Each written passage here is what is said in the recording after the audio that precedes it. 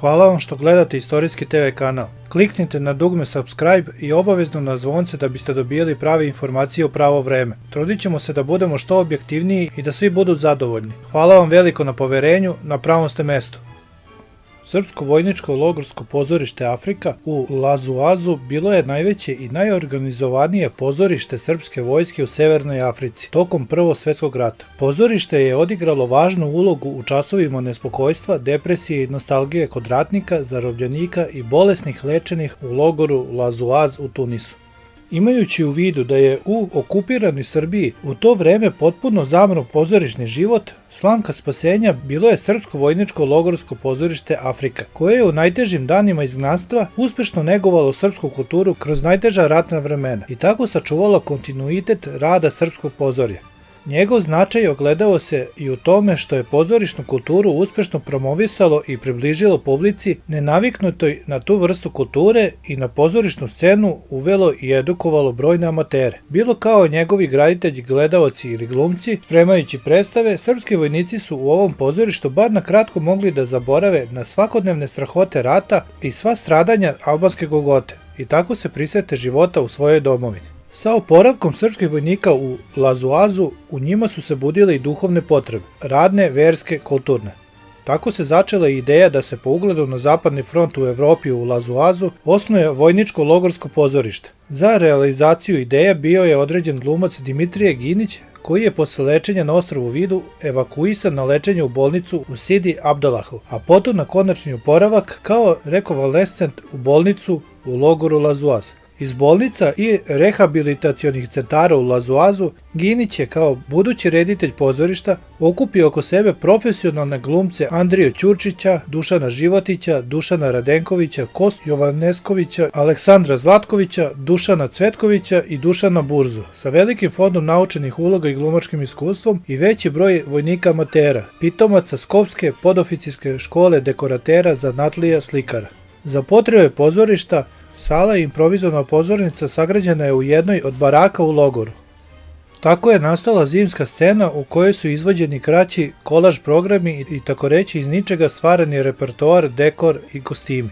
Ljubav prema pozorištu brzo je zahvatila ceo logor, pa je sada sa oko 300 gledalaca već kod prve predstave bila tesna da primi sve zainteresovane gledaoce. A ta prva predstava odigrana je na Vaskrs 15. aprila 1916. godine. Bila je to predstava pod nazivom Hajduk Veljko, autora Jovana Dragaševića.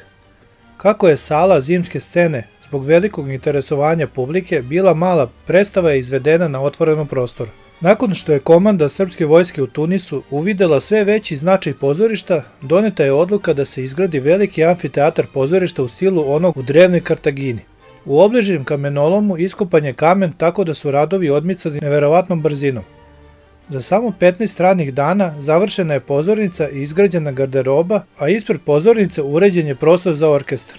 Sledili su dalji radovi i za 3 meseca 1000 vojnika, kopača, klesara i zidara sagradilo je svoje pozorište.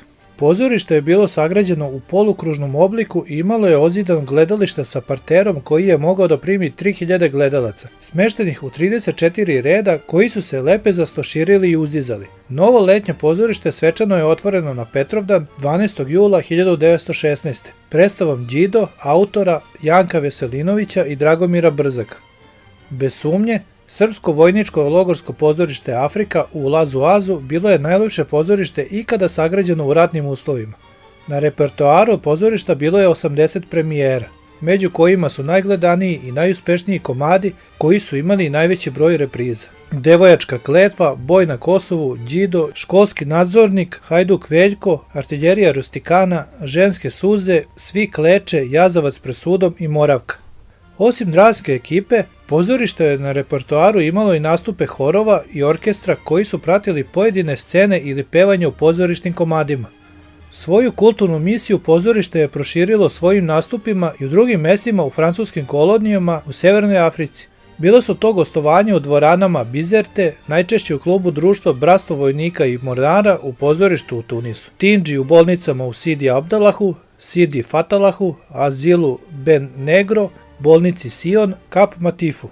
Pozorišne predstave izvođene su i u bolnicama i lečilištima širom Severne Afrike sa prilagođenim programom za bolesnike u bolnicama i za izbeglice. Pozorišna ekipa, drama, hor i orkestar brojala je oko 200 članova, profesionalaca i amatera. Za sve vreme rada kroz pozorište je prošlo ukupno oko 1000 stvaralaca. Jedni su odlazili na front ili u druge logore, drugi dolazili. Samo se manji broj zadržao od početka do kraja rada pozorišta. Nedostatak pravih kostima i pozorišne dekoracije kod njenih aktera razvilo je zadivljujuću maštu u izradi dekora i kulisa. Zahvaljujući vojnicima akademskim slikarima Josifu Caru, Miodragu Petroviću i Dušanu Vasiljeviću Figi i vajarima Iliji Kolareviću i Dobrosovu Dobri Bogdanoviću, uvećan je broj kulisa i dekora koji su oslikavani uglavnom na šatorskim krilima, a smislom za improvizaciju obogaćena je kolekcija kostima i rekvizita.